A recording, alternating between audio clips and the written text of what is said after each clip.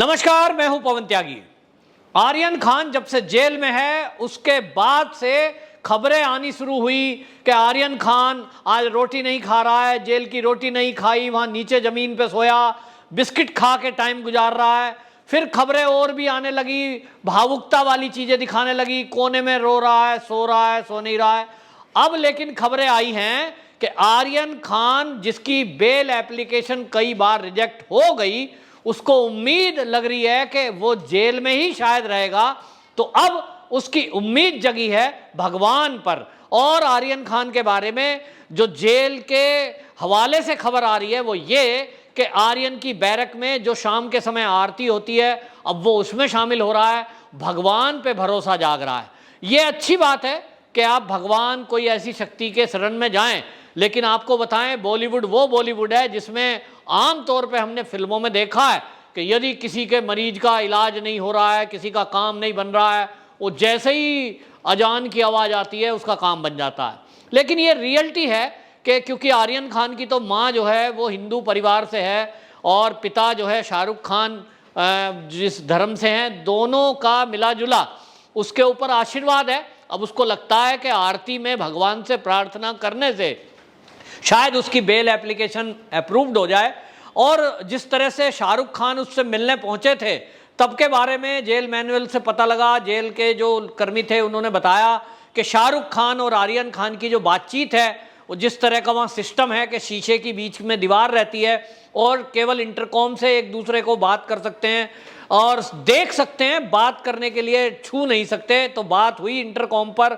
उसके बाद जब समय खत्म हुआ तो आर्यन खान रोने लगा फुट फुट कर। लोगों ने उसको हिम्मत बनाई। किसी ने कहा दिवाली के पहले आपकी जमानत एप्लीकेशन अप्रूव हो जाएगी, क्योंकि आपको बताएं 30 तारीख तक के लिए वो जेल में है, जबकि 26 अक्टूबर को अगली सुनवाई होनी है, जो कि हाई कोर्ट में एप्लीकेशन लगाई थी। लेकिन इतना है कि आर्यन खान अब वो समझ में आने लगा है कि तूने जो गलती की है उसकी सजा भुगत रहा है। और इसलिए अब जेल के हिसाब से जेल का भोजन या जेल में रहने का वो आदी हो गया है, एक तरह से आदत पड़ गई। पता लग गया होगा कि बेटा अब जो पापा थे जिनके ऊपर उसको इतना घमंड था कि मेरे पापा तो किंग खान है, क्रूज खरीद सकते हैं, इतने पैसे हैं, अब वो पैसा, वो रुतबा, वो पहुंच कोई काम नहीं आई भारत के संविधान और कानून के आगे। कानून हमारे देश का कहता है व्यक्ति कितना ही बड़ा क्यों ना हो, कितना ही पैसे वाला क्यों ना हो, न्याय सबके साथ होता है और जो अपराधी है वो आसानी से छूटता नहीं है। हमने देखा जिस तरह से जेल में लालू प्रसाद यादव बंद है, वो भी यही कहते थे छूटना ही नहीं, मैं तो 2 मिनट कौन पकड़ेगा, I am a kingmaker. वो किंग मेकर थे, कभी सरकार उनके इशारे पर चलती थी केंद्र सरकार की, लेकिन आज कानून के चलते वो जेल में है।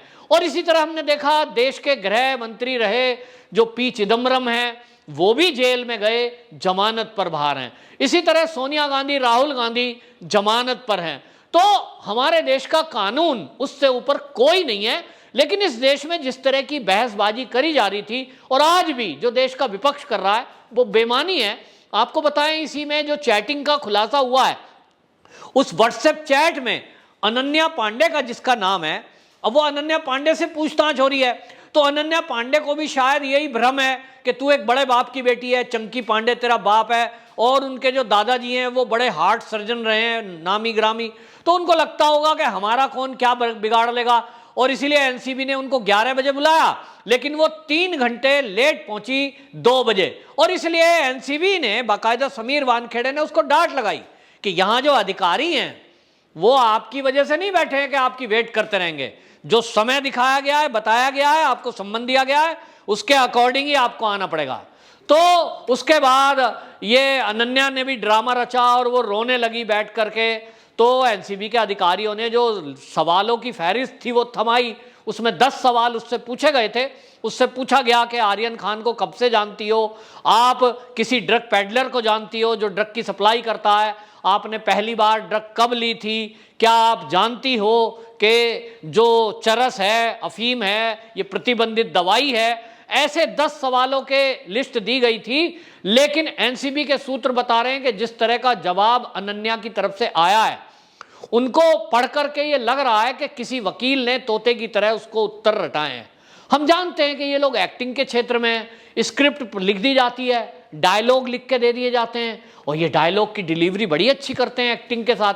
तो एक्टिंग करने में माहिर चाहे वो आर्यन खान हो, उसका तो अभी तक कोई मूवी में आया नहीं है और इसलिए वो एक्टिंग बढ़िया नहीं कर पाया, लेकिन अनन्या जो पांडे है ये पूरी एक्टिंग करने की कोशिश कर रही है और ये सोच रही है कि एनसीबी के अधिकारियों को अपनी एक्टिंग से रोना धोना करके, ड्रामेबाजी करके, झूठ बोलकर ये उनको बहका ले जाएगी। और इसलिए कहती है ड्रग के बारे में तो मुझे पता ही नहीं था, सिगरेट को तो वो ये सोच रही थी कि ये तो आम सिगरेट है। सेम ऐसा ही डायलॉग लगभग आपको याद होगा दीपिका पादुकोण ने एक बार बोला था जब उसे एनसीबी ने ड्रग के मामले में पूछताछ के लिए बुलाया था। उनको भी लगता था कि माल माने तो सिगरेट होती है, जबकि माल माने क्या होता है। आजकल का जो यंगस्टर है वो चाहे दिल्ली का हो, चाहे चंडीगढ़ का, चाहे मुंबई का, अगर आप पूछेंगे माल तो माल माने सिगरेट कभी नहीं होता, सिगरेट माने सिगरेट ही होता है और बीड़ी माने बीड़ी होता है, माल माने ड्रग को ही बोलते हैं। इन सबको पता है, लेकिन इनके वकीलों ने जैसा याद करा दिया वैसा ये ड्रामा करने की कोशिश कर रहे हैं। अब आपको बताएं कि जो इनसे चैट मिली है वो 2018-2019 की है। अनन्या पांडे की जो चैटिंग रिकवर हुई है जिसमें वो किसी एक ड्रग पैडलर, किसी एक बड़े सेलिब्रिटी के नौकर से ड्रग लेकर आर्यन तक पहुंचाने की बात चल रही है, उसका वो नौकर भी गिरफ्तार हो चुका है जिस नौकर ने अनन्या को ड्रग दी थी। हालांकि शुरुआत में एनसीबी की पूछताछ में जब अनन्या से पूछा कि इस चैट के बारे में आप जो लिख रही हैं आर्यन को कि मैं जुगाड़ कर दूंगी, इसके बारे में कौन है वो व्यक्ति जिससे आप जुगाड़ करोगी, तब उसने उत्तर दिया था। पहली जो पूछताछ हुई थी पहली बार, उसने कहा मैंने तो मजाक किया है, मैं जुगाड़ की बात कुछ और कर रही थी। मतलब अब इस तरह से झूठ बोला, लेकिन कब तक चलेगा। आखिरकार मानना पड़ा और फिर बताना पड़ा कि एक सेलिब्रिटी हैं, एक बहुत प्रसिद्ध एक्टर हैं, उनके नौकर से ये चरस मंगा रही थी और वो उसी को ये लिख रही थी कि माल का इंतजाम हो जाएगा। अब वो नौकर भी गिरफ्त में आ चुका है एनसीबी के और उसने बताया कि वो अनन्या को ड्रग दे रहा था और कहां से ला रहा था, तो कई विदेशी लोग हैं जिनसे वो सप्लाई आती थी। अब उसमें बड़े बड़े नाम का खुलासा और होना है। तो अनन्या की चैट से जो पता लगा कि ये चैट 2018-2019 की है, इस पर उसने एक्टिंग करने की कोशिश की कि चैट काफी पुरानी है, मैं तो भूल गई कौन था इसमें, किससे क्या बात कर रही थी। लेकिन एनसीबी के पास पूरे पुख्ता सबूत थे और उन्होंने याद दिलाया कि आप किससे क्या बात कर रही थी, हम याद दिलाते हैं। और उसके बाद वो जो बड़ा एक्टर का नौकर बताया जा रहा है वो गिरफ्तार हुआ। अभी सवाल ये उठ रहा है कि वो जो बड़ा नौकर, बड़े एक्टर का जो नौकर पकड़ा गया, जब उससे पूछा कि तुम ड्रग कहां से लाते थे, तो उसने जो नाम बताए वो बड़े ड्रग पैडलरों के नाम बताए हैं।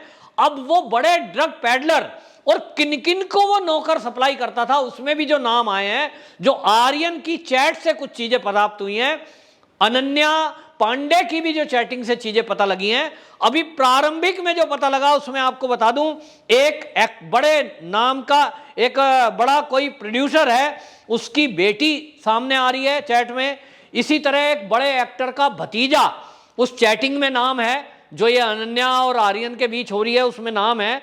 इसी तरह एक बड़े स्टार की बेटी और एक एक्ट्रेस की बहन भी शामिल है। वो जो एक्ट्रेस की बहन है इसके बारे में अब एनसीबी ने पता लगाया और एनसीबी के सूत्र कहते हैं ये जो बड़ी एक्ट्रेस की बहन है ये विदेश भाग चुकी है। लेकिन कहीं भी चले जाएं, आज की डेट में जो केंद्र में सरकार है वो किसी भी देश से खींच के ले आती है अपराधी को। तो कुल मिलाकर एक बड़ा नेक्सस खुल के आ रहा है। और जहां तक आपको बताएं अभी अगली कार्रवाई की, तो एनसीबी कहती है कि अभी तो आर्यन खान और अनन्या पांडे दोनों के गैजेट्स, जिसमें कि लैपटॉप है, फोन है और आईपैड है, इन सब की जांच के लिए भेजा है। अनन्या पांडे से तो 7 गैजेट रिकवर किए हैं जिनकी अभी फोरेंसिक जांच होनी है और ये रिकवरी जो करनी है उस चैट की जो इस दौरान हुई है। अभी 2019 तक की चैट रिकवर हो पाई है क्योंकि डेट आ रही थी कोर्ट की और उसमें सबमिट करना था, क्योंकि इस तरह की जो चैट है उसे रिकवर करने के लिए आपके पास जो इक्विपमेंट हैं, इलेक्ट्रॉनिक जो चीजें हैं, उस गैजेट से वो कठिनाई आती है, लेकिन एनसीबी या किसी भी केंद्रीय एजेंसी के लिए असंभव चीज नहीं है। और इसलिए जब 2021 की ताजा चैटिंग का खुलासा होगा, जिसमें ड्रग लेने देने की बात और बेचने की बात पता लग रही होगी, तो निश्चित रूप से और कई बड़े नामों के खुलासे होंगे और ड्रग पैडलर भी इसमें कई बड़े बड़े खुलेंगे। ये पता लगेगा कि कौन कौन लोग इस जो ये स्टार किड के बीच में व्हाट्सएप चैट बनाकर उनसे पार्टियों में बुलाकर उनको रेव पार्टियों में ड्रग के धंधे में उनको लगा रहे थे, ड्रग का आदी बनाने में लगे हुए थे, इन सब का खुलासा होने वाला है। अगले कुछ दिनों में आप देखेंगे कि जब ये 26 अक्टूबर की डेट लगेगी आर्यन की, तब तक एनसीबी के पास नया एक मटेरियल आ चुका होगा इन गजेट्स की जांच में, जो पता लगेगा। और ये माना जा रहा है, एनसीबी के सूत्र ये बात कह रहे हैं कि जो हमारे पास अभी तक के सबूत हैं वो अनन्या के बीच में आने से और जांच होने से अब ये पक्का है कि आर्यन खान के साथ साथ अनन्या को भी जेल जाना पड़ेगा, क्योंकि जिस तरह की बातें उसने कबूली हैं, जिस तरह के सबूत मिले हैं, निश्चित रूप से अनन्या भी अब जेल जाएगी। और आर्यन खान की मुसीबतें अभी कम होनी नहीं है, वो चाहे कुछ भी करे और उसकी पीआर कंपनी चलाने वाले लोग कितना ही भावनात्मक उसके बारे में न्यूज चलाएं कि साहब आज उसने रोटी नहीं खाई, आज वो सोया नहीं, आज वो आरती में गया, इन बातों से एनसीबी और कानून पर कोई फर्क पड़ता नहीं है।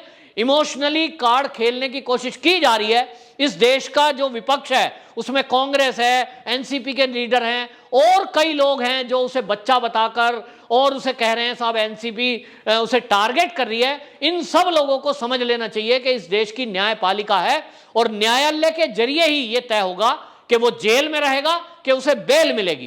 तब तक इन लोगों को आराम से धैर्य से कोर्ट के इंतजार करना चाहिए, कोर्ट के फैसले का। वंदे मातरम।